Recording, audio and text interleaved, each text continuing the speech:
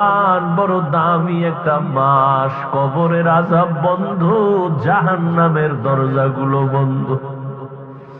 ওই কবরে কোনো আযাব নাই, রূহগুলো অপেক্ষায় আছে সন্তান। আজকে তুই কোন ঘরে ঘুমাইতেছ? ওই ঘরের মালিক তো একদিন আমরা ছিলাম। আজকে তোরে বড় বানাইতে গিয়ে আমি মা কত ঘুম নষ্ট করেছি।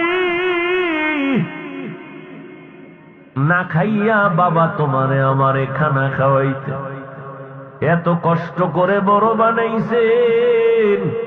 ওই মা বাবাকে ভুলিয়া তুমি কেমনে ঘুমাও রে বাবা?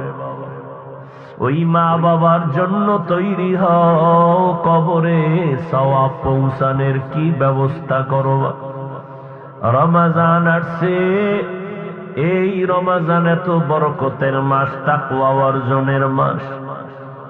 ও বান্দা, তুমি একটা নফল আমল 11 মাসে করবা, রমজানে করবা, তুমি এত দাম পাবা।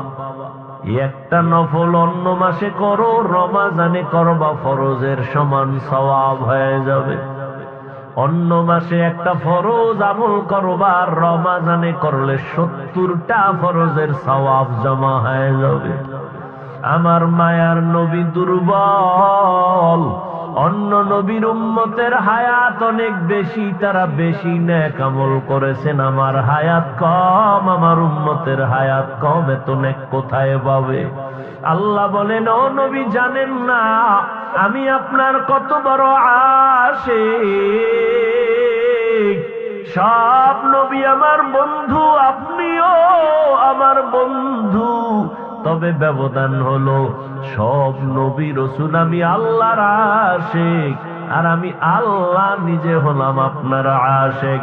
আপনার উম্মতের সুসংবাদ শুনায় দেন, যদিও হায়াত কম তবে বরকত আমি দিব অনেক বেশি।